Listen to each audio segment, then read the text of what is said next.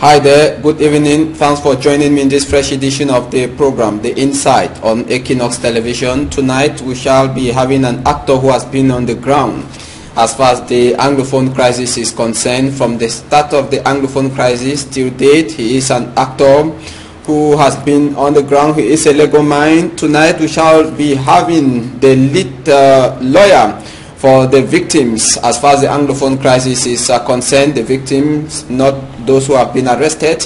We shall be looking at some of the victims who incurred injuries during the protests, a series of protests that took place in the two English-speaking regions of the country. My guest tonight, ladies and gentlemen, is a member of the Cameroon Bar Association.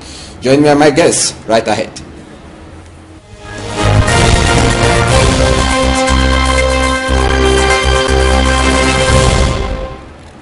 My guest tonight is Senior Barrister ACHU Julius. Barrister, good evening.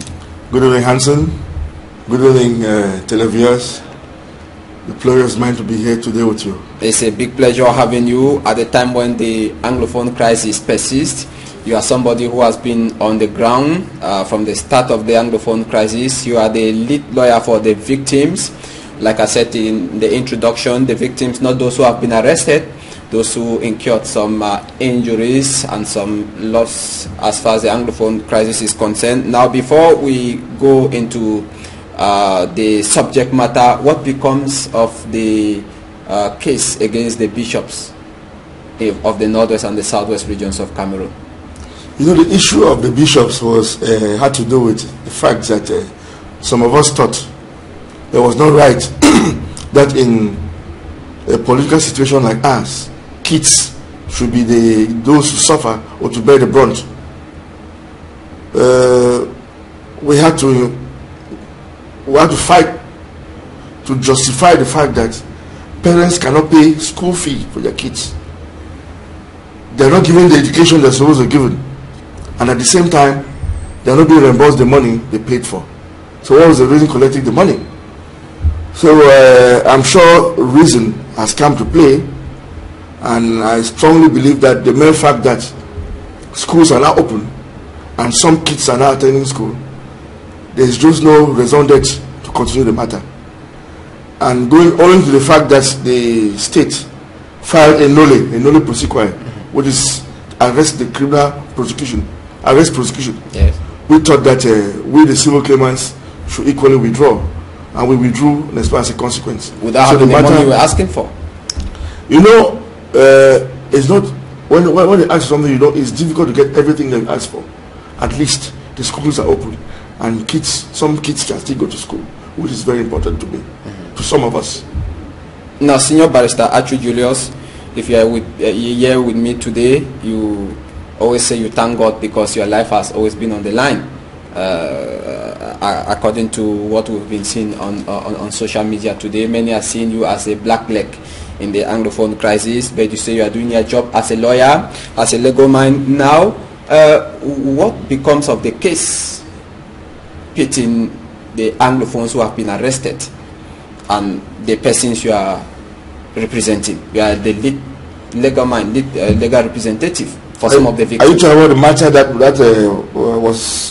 that witnessed the filing, the arresting of prosecution by following the instructions of the head of state? Yes. Okay. The matter came up on the 26th in Yaoundé, and it was adjourned because some of our witnesses didn't come to court.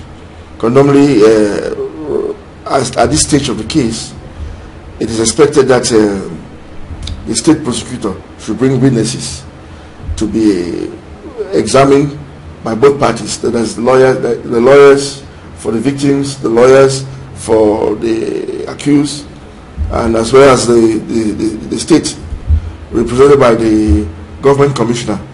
So as those witnesses were there, the case couldn't take off. But at least there was just one witness who was actually heard, and the matter was adjourned to the 30th of November for the hearing to continue. So we hope that by then the state will be capable of bringing up the witnesses to be heard in court. Now tell us, how has it been 1 year or now since the Anglophone crisis started? How has it been with you supporting the people on the other side, let me put it this way, because that is what many are putting on social media, that they are supporting the oppressor and the oppressed are there. They don't have people who will support them. I strongly believe that those who usually go on social media to listen to things or to hear things or to read about things which cannot be verified always get it wrong. Don't forget that I'm a lawyer, and a lawyer doesn't go to court if he doesn't have a client. In this crisis, there are some people that have suffered loss. The hospital was burnt in Mamenda. There's a lady who was burned because of wearing a CPDM uniform. There's a young lady who was pushed from a second floor in Limbe that had her spinal cord broken. Up to right to date, she's a vegetable. She just can't move because when your spinal cord is touched, there's no way you can live a normal life. There's a Janam officer whose ear was cut. There's another one who was wounded on the leg. There's the vehicle of the Legion commander that was broken into pieces by an alien crowd. There is the young lady, the famous young lady whose hand was cut because she was going to read in school. Those people have to be defended too. When I'm doing the role, by taking my role as a lawyer, you can call me whatever name you like to call, but I know where my right starts and where it ends. I've never been for an oppressor. And you see, when you use that term oppressor, it's just the way you look at it. It's from what angle you're looking at it. Who is the oppressor, who is the oppressor, who is suffering, who is suffering, and so on and so forth. But everybody should know that as a lawyer, everybody has a right. Every lawyer has a right to defend any person insofar as his or her conviction is clear about it. And every victim or every accused person or everybody who goes to court has a right to a lawyer. It is a constitutional right and nobody can take it away. Nobody can stop me from what I'm doing because I believe what I'm doing is right. It's not because some people complain or some people are arrested that there are other people, there's some other people didn't suffer. It's not because of what went on. They never asked for it too. So you have a right for defense, and I'm defending those victims. Why it pleases some people or not. Now, how has life been? I'm saying this because I know there have been death threats on your life. How has it been like within this 1 year, past 1 year? You see, there are some people who do politics and do things like that with a lot of bitterness. Meanwhile, we're in a democracy. I'm not bound to accept what you tell me. You are not bound to accept what I tell you. But I have a right to say what I want to say, and you have a right to say what you want to say. But those who threaten to kill me, I got balls too. When you come to kill me, be ready, because I'm not a child. But you see, I'm not scared of anything because my conscience is clear and I know I'm doing things the right way. I've never hurt anybody. I've never asked for what is going on. I'm just barely defending people I have to defend. Those who threaten that what I'm doing, I'm a black leg or call me whatever name, that is their problem. They have a problem I don't have. Because if you think that I'm doing something which hurts you, it is you. I don't have a problem. But I don't see how defending victims of a problem, of an issue, should be hurting somebody. Do we mean that those victims should stay without being defended? No, that's not right. Everybody has right to defend. But you see, but me personally, as I say, I'm not scared of what I'm doing because I sworn in to become a lawyer. So I know the risk of being a lawyer, and I'm ready to stand it. But it's not because somebody says studying can't kill me that I was scared my life. I don't do my job because I'm doing my job normally. I'm living normally. All right, Barrister. Now let's look at the release by the Secretary General, the President of the Republic, on orders from the head of state, Paul Biya, who asked that all those arrested should be released, but not all were released. As a legal mind, how did you interpret this? You know, every legal document has a possibility of so many interpretations. I remember that I used to have a history teacher in secondary school who said there's so many ways of catching a rat. You can go by the hand, you can go by the head, you can go by the tail, you can go by the whatever. You see, so any legal document, especially something that has to do with issues which are controversial, is open for a lot of interpretation and misinterpretation. What I read about the document was directives given by the Secretary General to a minister following the instructions of the head of state. Normally, that document is addressed to somebody. So that person has an issue with that document. He has to go back to where the instructions were given to find out that what do you mean. And it is when it is being clarified that he comes back and says, okay, this is what I'm going to do following this document. And as of date, the Minister of Defense, the Minister Delegate in charge of Defense, gave instructions to the state prosecutor, the government commissioner, to release a list of persons, excluding some others, because the instructions that were given were normally followed up by clarifications from the powers that be. So that one was a verbal clarification, not a written one. Oh, it doesn't even need to be written. Because written is just overdoing it. It can even just be a phone call, because the law didn't say how it's supposed to be presented. It can be instructions by phone call or by internet communication or by telegraph or by anything. So the method which instructions are received depends on the individuals involved. When I give instructions to you, how can some other person interpret it best than you who gave the instructions? I thought, for me, those who doubted or had problems with instructions should have gone for interpretation of the instructions, should have gone to meet the person who gave instructions to know better what he wanted, what he meant. Because, for example, laws that are voted from the parliament, at times we lawyers seek for interpretation of that law to give it some sense, to find out what the legislator was thinking in his head before passing that law through parliament. So it has to go through the same process. If you saw instruction from somebody and you think that there's a problem with interpretation, go to that person. It's not even for the courts to find out, because once the arrest prosecutors, when the government or whoever wants to arrest prosecutors through the procedure normally prosecuted, it doesn't consult the courts, it doesn't consult the judges. It is meant for the consumption of the government commissioner, like in this case. So the government commissioner had his I'm sure got his interpretation and came to court and applied for those who were to be released, and they were released automatically. Okay, that's what happened. All right. Now the Anglophone crisis is 1 year on.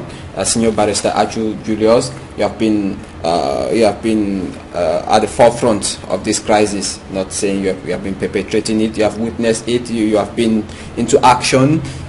School is yet to resume effectively. Courts are yet to resume effectively. A call over in Mehmet Division by about 10 lawyers.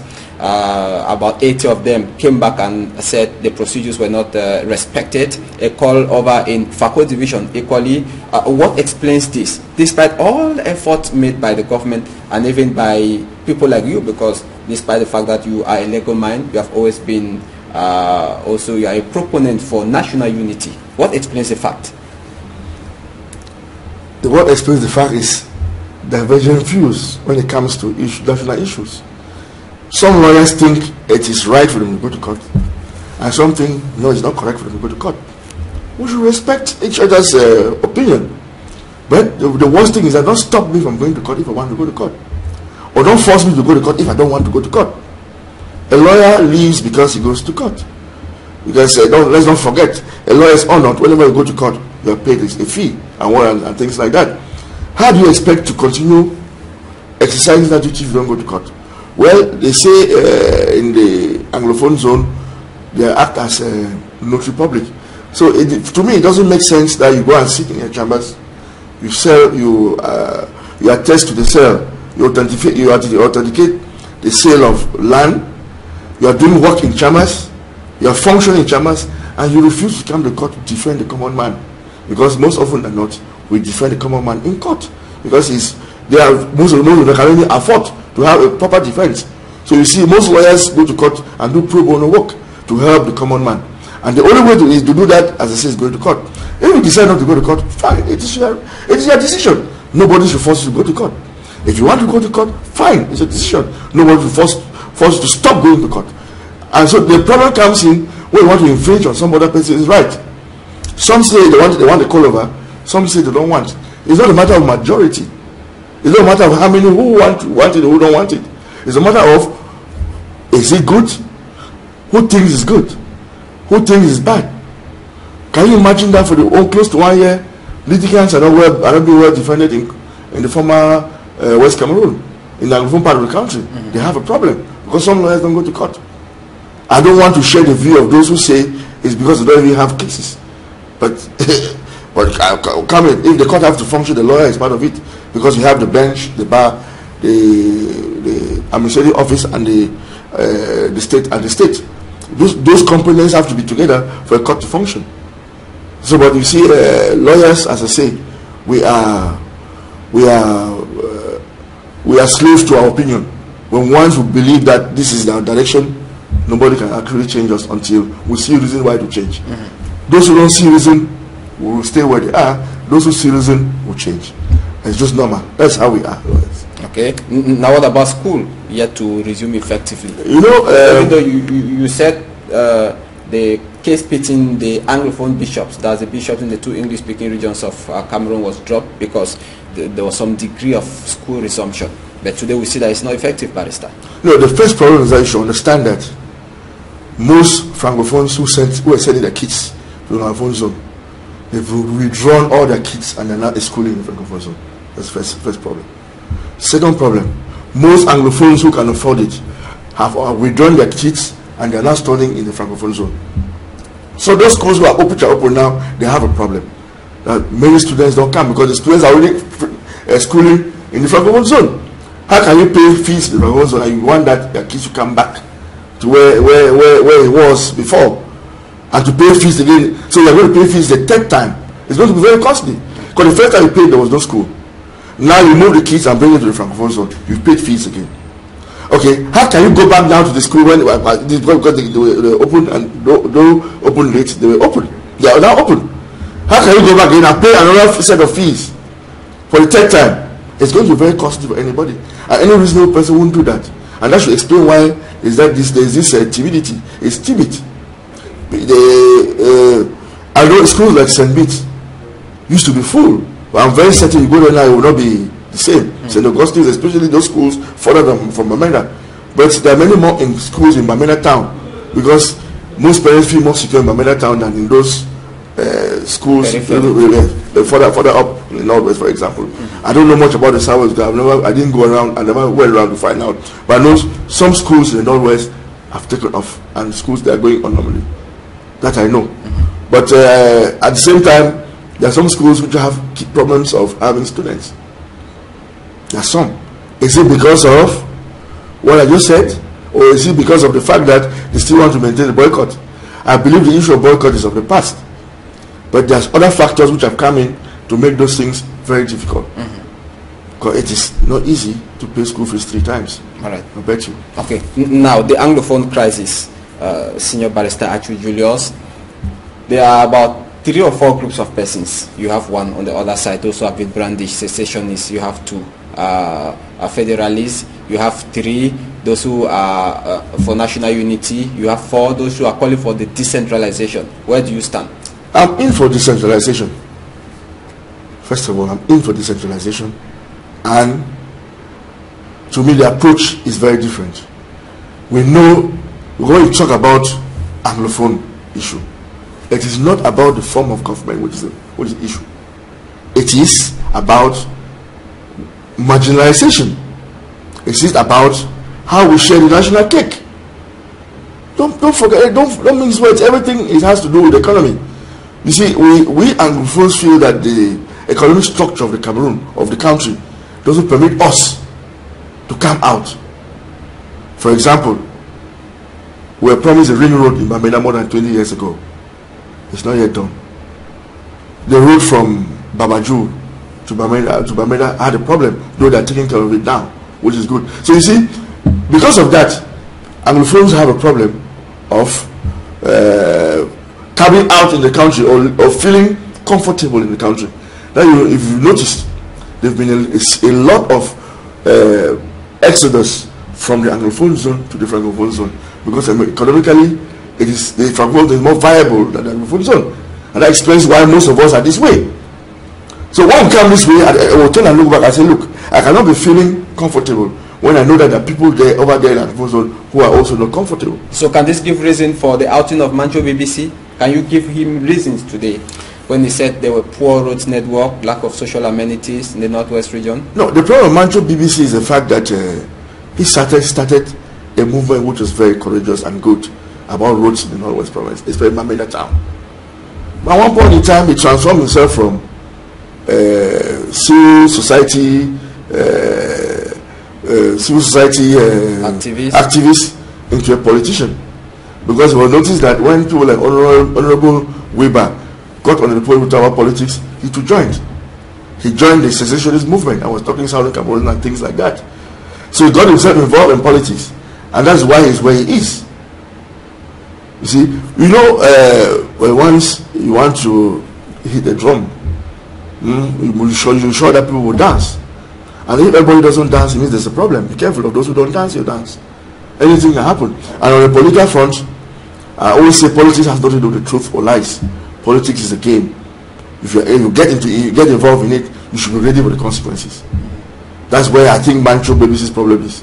He moved from a normal civil activity, which to me I had to, into politics, and that's where he couldn't differentiate between the two. He got himself into this mess.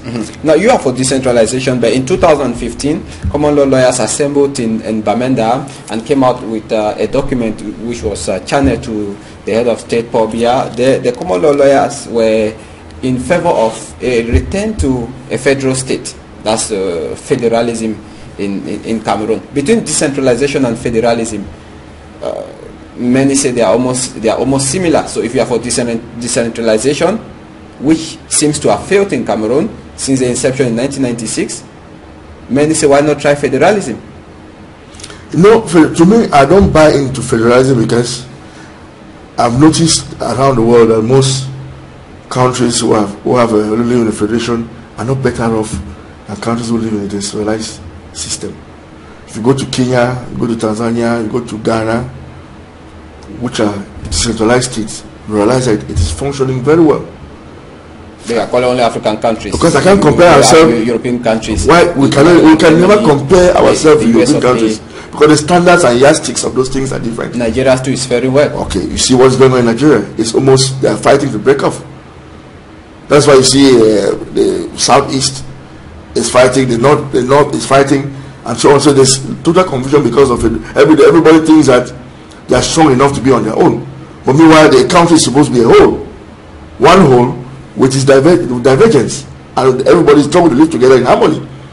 But once you go into federation, no, most governors can be very powerful, and the governor can decide that, look, I'm strong enough, I want to leave, and that brings in a different way of looking at things. The rest of the country now want to fight them, and just imagine what happened during the Biafra War. Is it worth killing people because of you want to have an entity which is yours? Is it worth it? Is it worth that people should die? I don't think so. We have a Cameroon, we've been living in peace for the past 50 years or so, which has been our major capital, because the major capital is the peace that we've been having. If you go around Africa, everyone likes to live. Whenever I send somebody to Cameroon, he doesn't like to leave because of the peace that we have. Peace in Cameroon has been the absence of war, because other areas like the not necessarily. I will live in Nigeria. After 6 o'clock, everybody rushes to go back home. Is there war there? We don't have that here. You find people out in Cameroon till 5 in the morning. You will hardly find that in some countries. You hardly find that people live their lives normally in the dark, in the night, and without fear of anything. It's only in countries like Cameroon that you see it. There are very few countries that have that. It's because of the peace that we have. So because of the peace that we have, our forces of law and order are taking care of the security. When you start a war, everybody moves towards the war front, and you leave the poor citizen on his own. Because there are not enough people to take care of the peace in the various cities, because there's a war. But you see, peace is only when there's a war. Peace is when you and me agree to live together and accept their defaults and you accept mine. That's why we've been having that for the past 50 years. If you notice, when our forefathers were bringing this country together, they were not friends. But I can bet you some of you have a lot of Francophone friends now, with whom you exchange ideas and words. So what they say affects your life, and what you tell them affects their life. So with time, as time is going on, we feel as if we are brothers, unlike our parents, who were not very close to each other, who actually did something good by bringing us together. I don't see why we should put the go asunder now, because our forefathers had a vision. It is high time we sit down and think as Cameroonians. Well, if we want to go back to federation, it means we are turning the tables. We are not progressing. we are digressing to me. We are going back to the old state of affairs, which to me is going to create more problems than solve them. Okay, we are still within the context of the Anglophone crisis. You're watching The Insight on Equinoxe Television. My guest tonight is Senior Barrister ACHU Julius. He's a lead counsel for some of the victims of the Anglophone crisis. Now, Barrister, the International Crisis Group, just like many other international organizations, reacted as far as the September 22nd and October 1 incidents in the two English-speaking regions of Cameroon were concerned. The International Crisis Group actually indicted the government for some of the massive killings. The Crisis Group equally called on the leaders of the two English-speaking regions of Cameroon, those who have been leading some of the strike action, to also restrain from using violence. Now, the reaction of Issa Chiruma Bakari, the Minister for Communication, many say he went too far by saying that the International Crisis Group is persona non grata in Cameroon. Oh, he has said what he said. He's the Minister of Communication, so he knows what he's saying. But to me, International Crisis Group means for that NGO to survive the political crisis. So what I see is that whenever there's a beginning of crisis, they are the ones who find it for it to become a real crisis to justify their existence.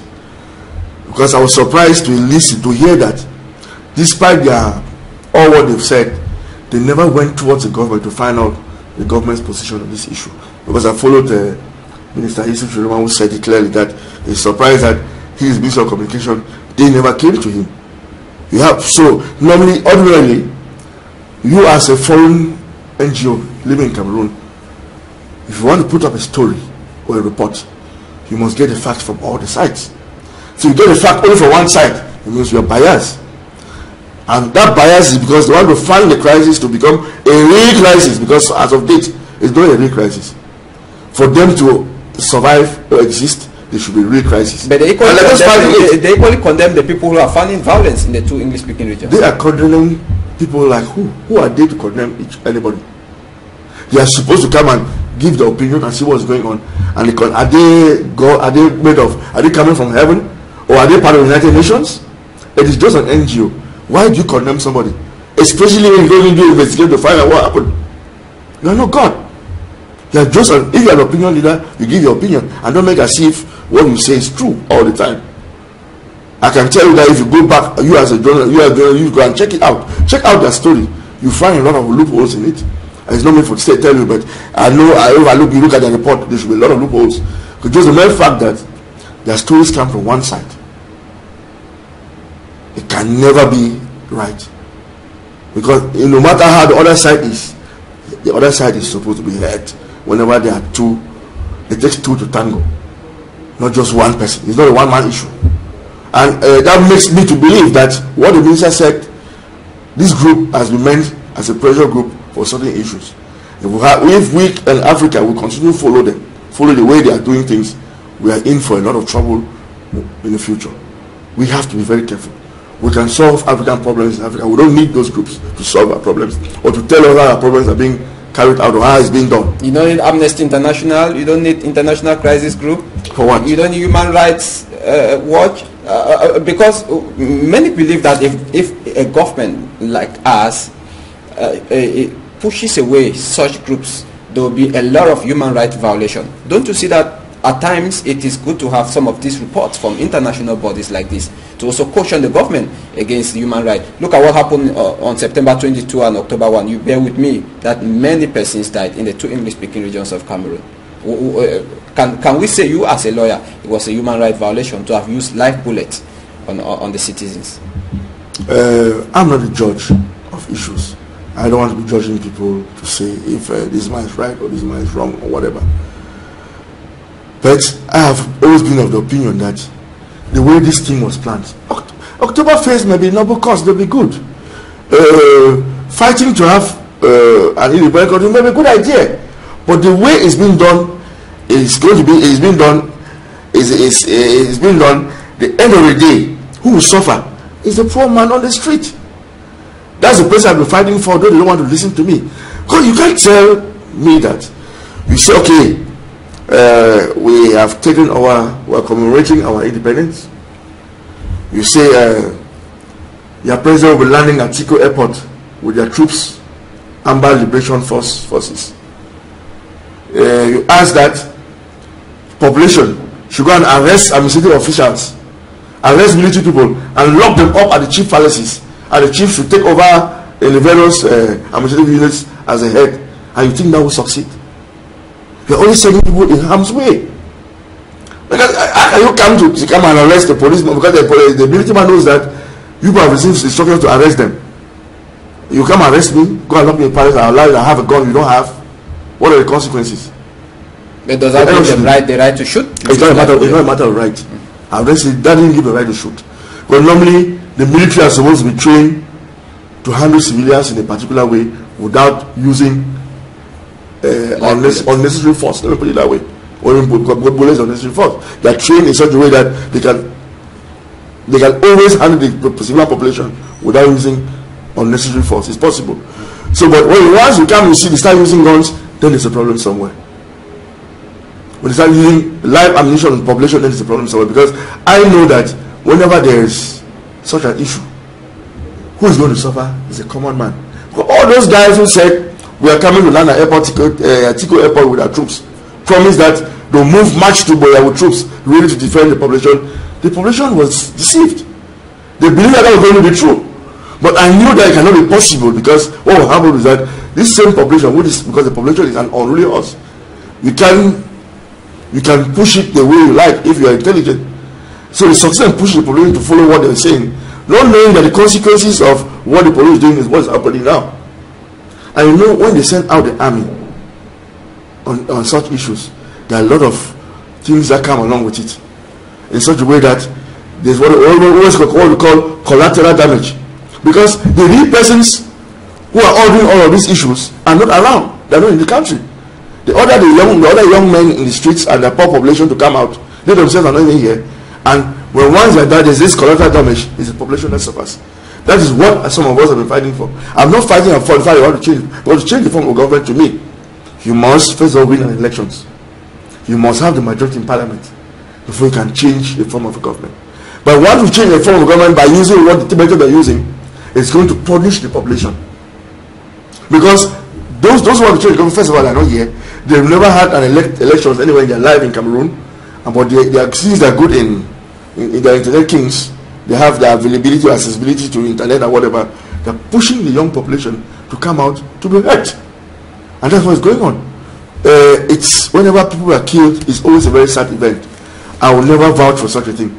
But if I have to send the population out or send people out to go and face the military, I will send them out to it. I send them ready to face what they're going to see on the ground. I will not ask people to move with palm fronts and be shouting with stones and shooting at people. Are you proposing they will have sent them too with guns? If you think that you are powerful enough, that's where you're supposed to go to. If you are not powerful enough to go to, don't even dare. That's what I'm saying. Don't even dare. Because if you dare, who suffers? It's not even you, because you're not even here. It's that common man on the street who knows nothing about the intricacies of politics, what can happen, who will suffer at the end of the day. And secondly, I still believe that when once a military man hurts you, you have a right to complain. You have a right to complain. I've always said I'm open. Anybody who thinks that he suffers a loss and I can identify the branch of the military that hurts him, I'm ready to take on the case against the military people. There are so many lawyers who will not refuse.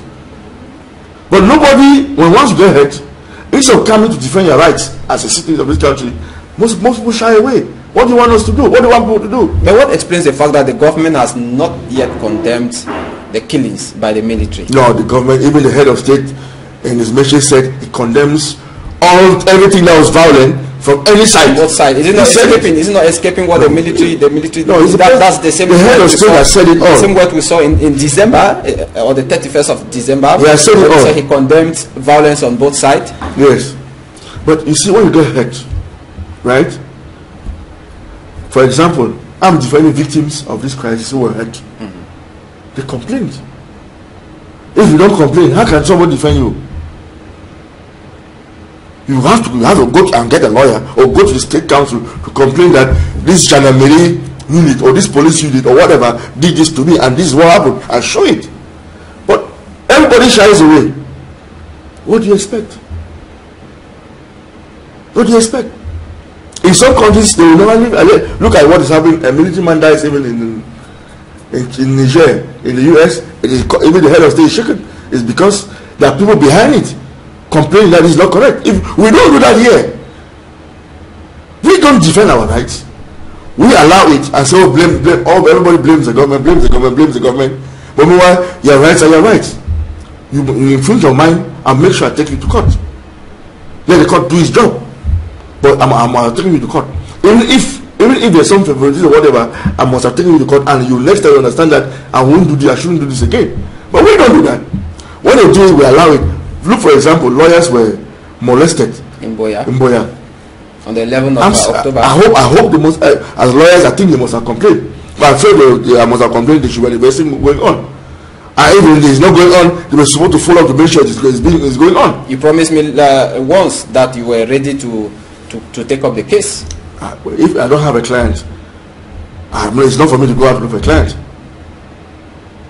It's for a client to look for a lawyer. We don't do touting. Touting is not correct. It's unofficial. Touting is illegal in Cameroon.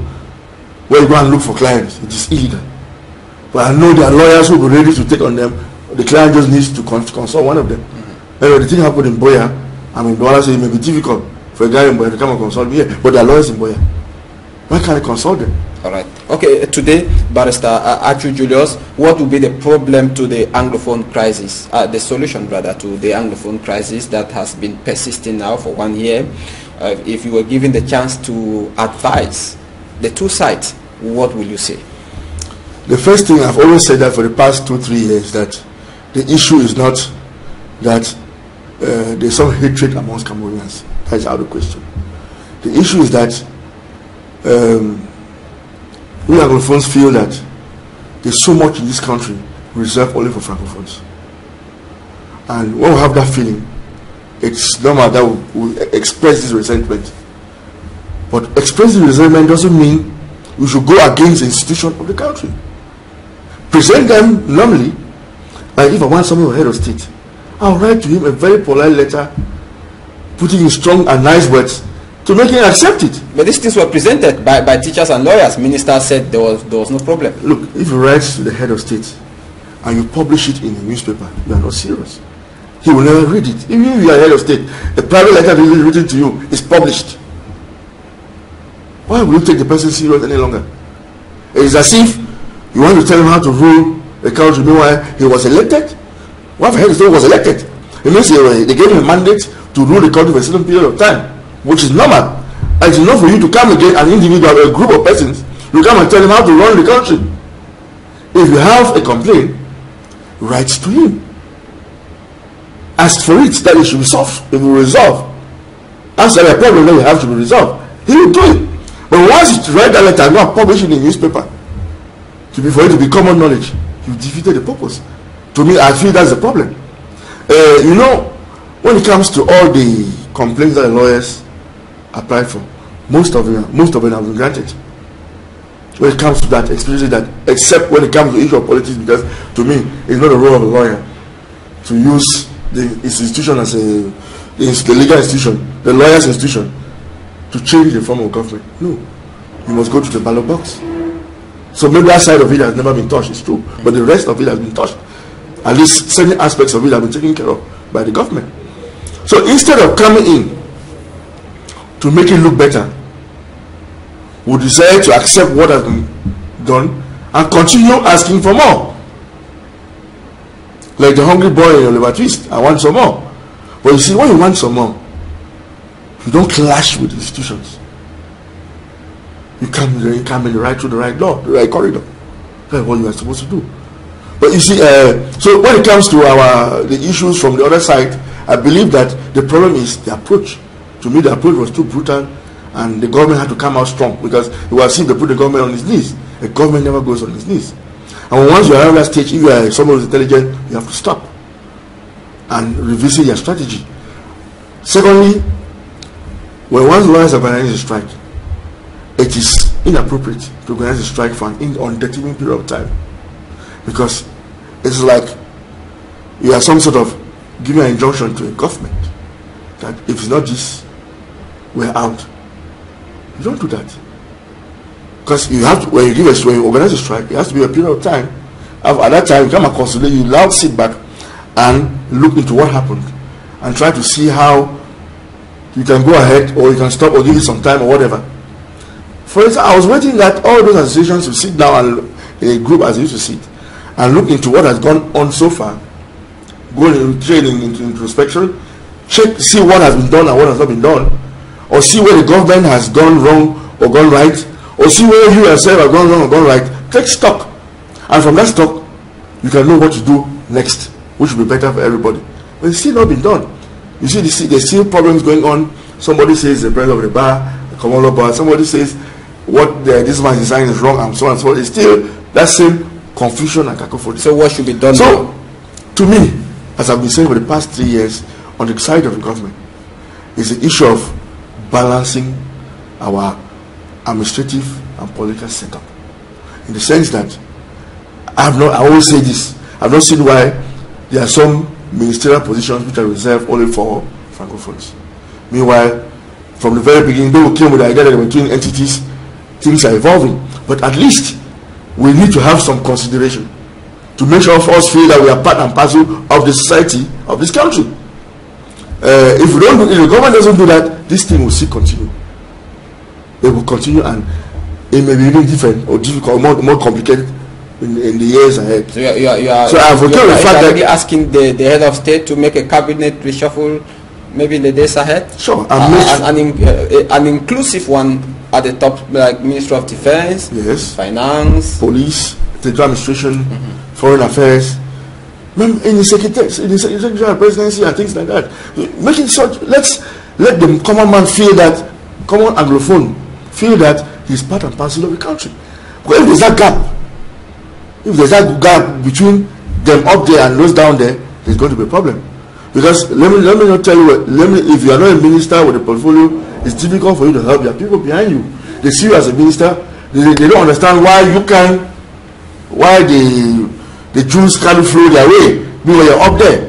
It's because you don't have a portfolio. Anglophones have just one minister with a portfolio. Minister of Forestry and Wildlife. You see, and that's the type of things when you think about it, they're not very happy. Because that's the only person who can actually influence the life of these people down there. But he has a possibility. I'm sure he must have done it, because I know the guy is a gentleman. He must have done it. Very quiet and very serious gentleman. He's done it. But the rest we can't do it. We can't feel it.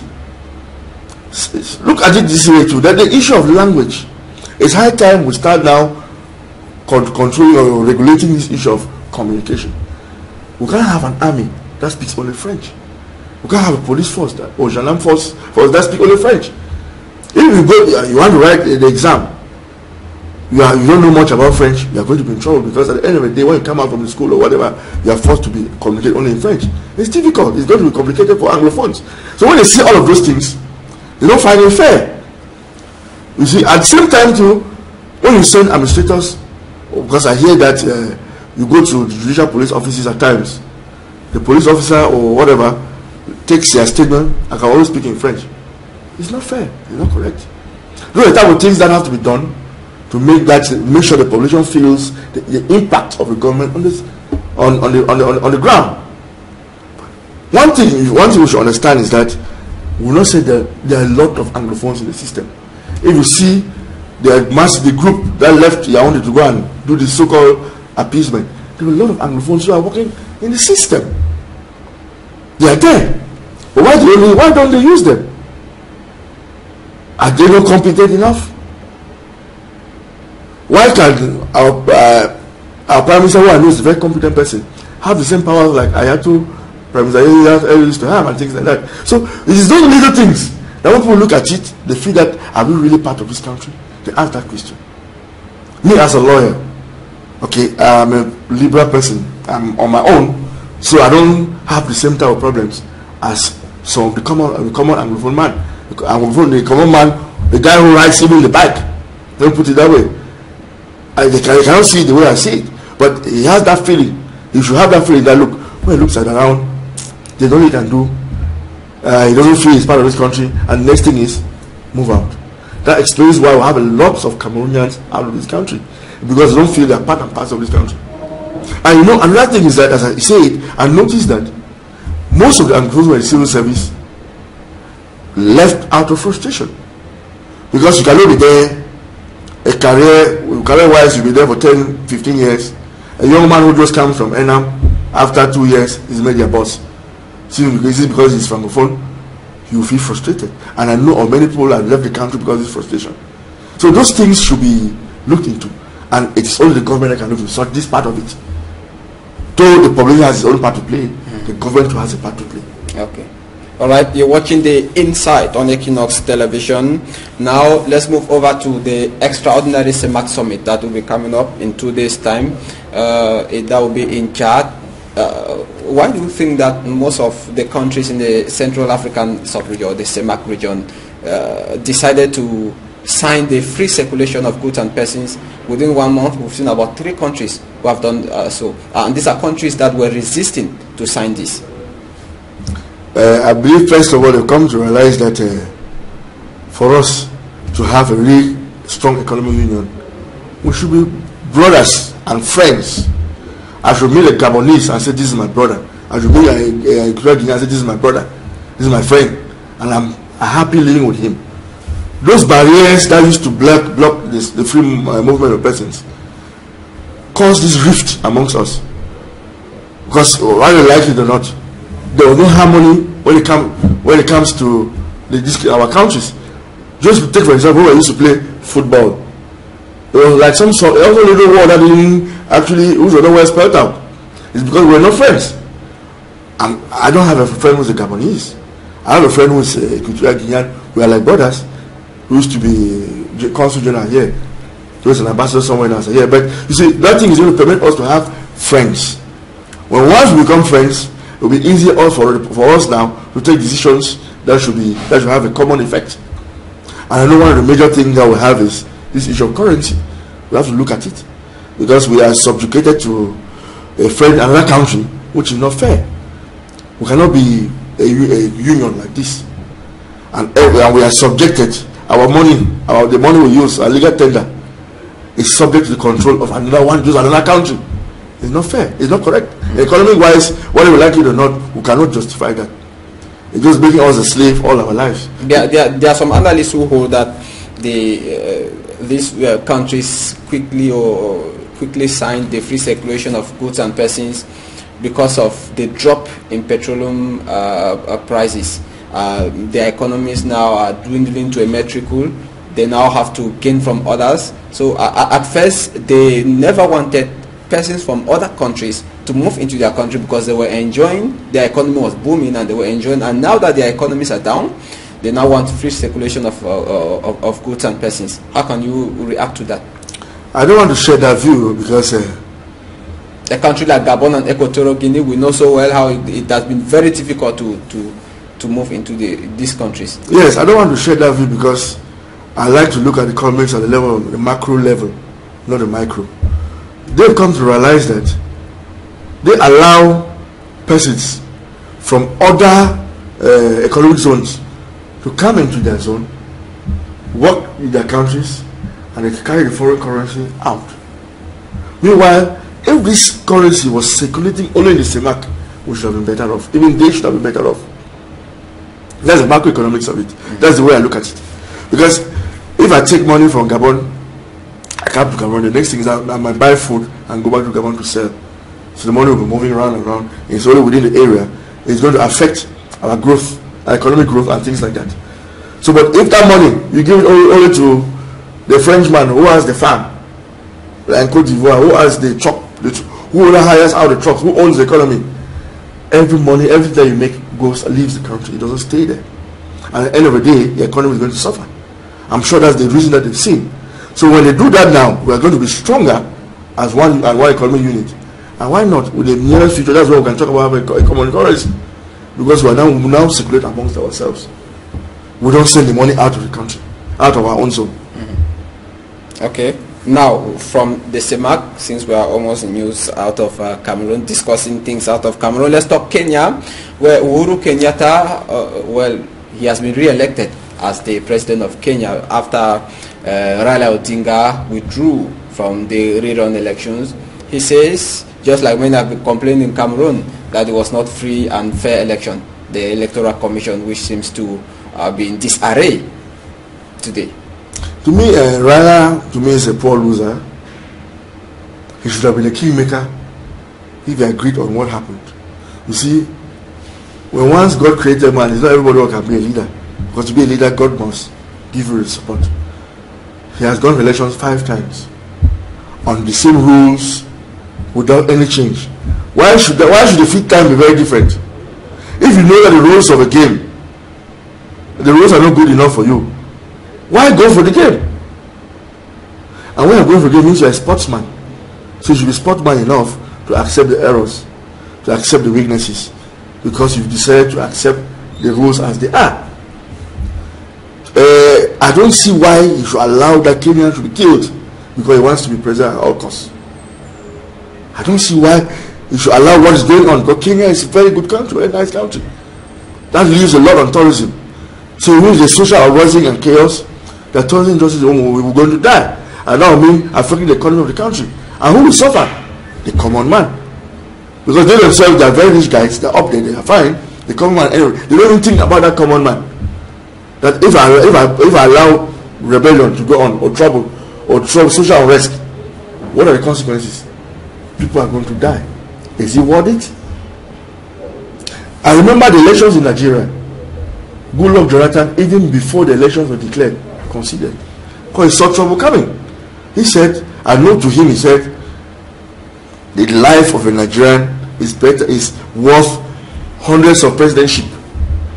And I said, look, rather than there be chaos, because I'm the one organizing the election, I was president, and let there be dissension or social unrest, I concede. He considered him before the results were ever published. Okay, in Kenya,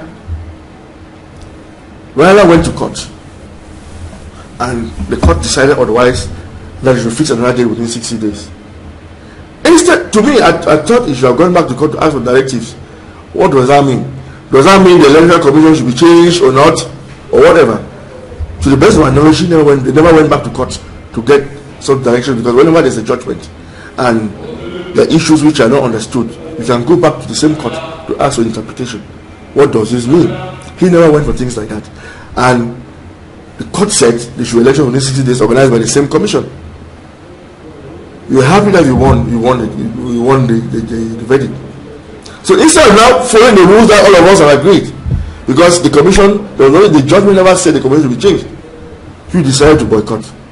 And when you boycott, you send boys on the street to cause all the brouhaha, which cause the confusion and the trouble and the killings that are going on, because the police will not take it lightly. Because you had agreed on the rules, you won the matter, and everything. The judge, the Supreme Court said this is what should happen. This election within 60 days, and within 60 days you say you're going to boycott. To me, he's a very poor loser, a bad loser, and Kenya doesn't merit what is going on. That notwithstanding, elections went on, and Uhuru, from what Uhuru Kenyatta won by, I think 90-something% of vote, about 95%, except for 4 counties that the voting was postponed for today. For Saturday. But it goes without saying that the Kenyans want Uhuru to be their president. If I was Raila, I should have met Uhuru to renegotiate the position of opposition leader with all the prerogatives that he takes and prepare for next elections. God has said Raila will be a kingmaker and not a king, because after 5 elections, I still want to insist there's something wrong. He should have backed out and put some other person in it. And I'm sure that person will be much better than him. I'm sure that's a message the Kenyan people are sending to him, that look, you can be kingmaker but not a king. Okay. Now, before we go, there is this disturbing situation on the series of road accidents in Cameroon. We are coming back to the country before we end this program. A series of road accidents in the country. We saw the latest one, General Voyage, which had an accident and about 15 persons died. That was last Monday. Now the Minister for Transport withdrew the license of the driver for 1 year and suspended General Voyage for 3 months. In about 10 months, the travel agency has caused about 6 accidents and about 60 lives lost. Now, between the withdrawal of the suspension for 3 months and the dozens of persons who will be jobless, which one is better? That is devil's alternative. Whichever you go, man will die. You see, our problem in this country is this issue of running a country for 1 year. Most of our projects are meant to fit within a financial year, so it is difficult to see into the near future, because the near future is in 10 years today. How can we imagine that in Cameroon, between Douala and Yaoundé, there is no real autoroute, what they call dual carriage or heavy duty carriage? How can you imagine that? How can you imagine that in this country we are still living in the dark ages, in the sense that our roads are meant only for two lanes, one going, one coming? It is important, though it is still bad. To me, it's a bad direction we are going to. It's high time we start making these roads bigger and broader. First thing. Secondly, we have an issue of human error, because most of these accidents are due to human error. I believe that some of those drivers either are not well trained, or they are not very happy with the situation they have in their companies. And you know, when once such persons are not happy, anything can happen. They don't give a damn, because first of all, the boss is not theirs, and secondly, those who are going to die, most of them are not them. We have to, it's high time we cross-check the capacity of those who are driving, to see if they are capable of driving at the times that they drive. Because I'm very sure that there's no control of the capacity to see or vision of these drivers in the night. Ordinarily, the Ministry of Transport should have installed a system whereby every week all these drivers will go to an eye specialist to come out with a report that their eyesight are good enough to drive. For all these drivers that make, because it's human error, the major cause of these accidents, they are the ones. So all what the government is doing is control them, make sure that their sights are good enough to drive, especially in the night, because not everybody can drive in the night. When you drive in the night, the on-light coming usually blinds you. If you are not used to it, you're going to have problems. Anything can happen. So we don't have that type of control. Then secondly, most drivers, especially these heavy duty trucks and buses, they are not very polite. They don't have a sense of, the humane sense of interacting with or behaving on the way as if the older person coming is a brother of yours.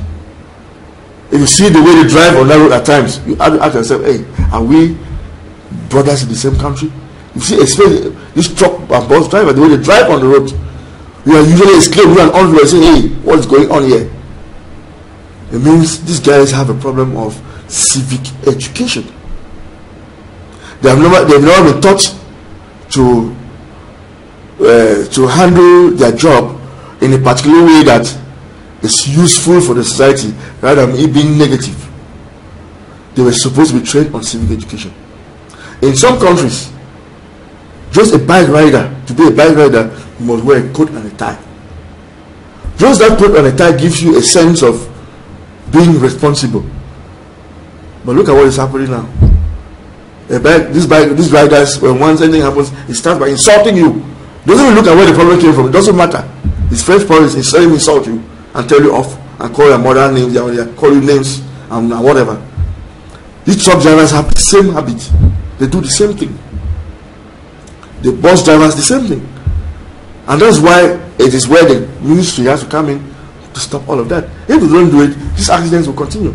If you don't take care of the roads, if you don't take care of the capacity of those driving, these things will continue. I don't want to blame only General, because General maybe is unfortunate as to be the only one who is always having all of these problems.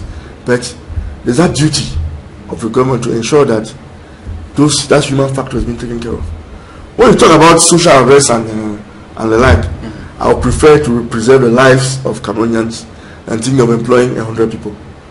It's not worth it. If you think you're going to be killing people all the time, you better don't work. You better close up the company and let people don't work. I would prefer to preserve the lives of Cameroonians all the time. even if anybody has to lose his job.